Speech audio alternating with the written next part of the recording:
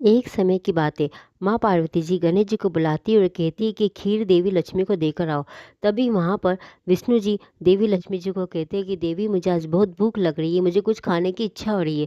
तभी वहाँ गणेश जी आते हैं और कहते हैं कि माँ ने आपके लिए खीर भिजवाई है। तभी देवी लक्ष्मी विष्णु जी से कहती है कि स्वामी आपकी भूख लगते ही भोजन खुद ही आपके पास आ गया। तब श्री हरि विष्णु कहते हैं कि ये तो होना ही था, जिसके पास लक्ष्मी सौभाग्य हो। तभी लक्ष्मी माँ तुरंत कहती है कि आपकी बात सही है। आजकल धरती पर निरंतर मेरा यश बढ़ता जा रहा है। मानव सुख शांति की जगह आजकल मुझे मांग रहा है। वैसे सही भी है, जिसके साथ मेरा आशीष हो वह ब्रह्मांड में सारे सुख वैसे ही पा लेता है। विष्णु जी ने सोचा देवी की बातों में घमंड दिखाई दे रहा है, यह पनपने से पहले ही मुझे खत्म करना होगा। तभी सियारी कहते हैं कि यदि आपका दिया हुआ धन किसी भी व्यक्ति को मनचाहा सुख देने के योग्य है तो आप तो खुद धन की देवी है। फिर अब तक मातृत्व सुख से कैसे वंचित हो देवी? यह सुनते ही देवी लक्ष्मी दुखी हो जाती है। श्री विष्णु कहते हैं देवी मुझे माफ़ करना, किंतु अभी इस घमंड के वृक्ष को काटना जरूरी था।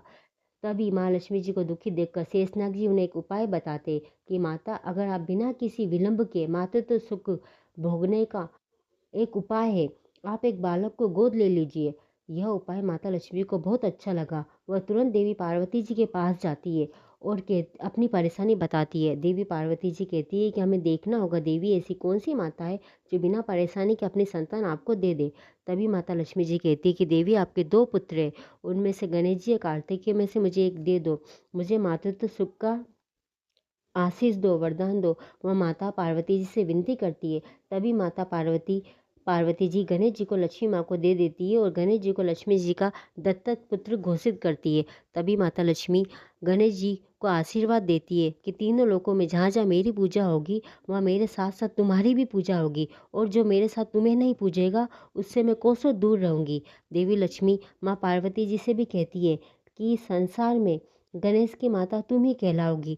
भले तुमने दत्तक पुत्र के रूप में गणेश जी को मुझे दिया है। इसलिए कहते कि जब भी हम लक्ष्मी देवी की पूजा करते हैं तो हमें गणेश जी का भी पहले पूजन करना चाहिए, ताकि हमें अपने धन का घमंड ना हो, हमें विवेकशील बने, हम बुद्धिमान बने, और हमें कोई भी हमें धन का घमंड ना हो, और हमारे धन में रिद्धि सिद्धि बरकत बनी रहे।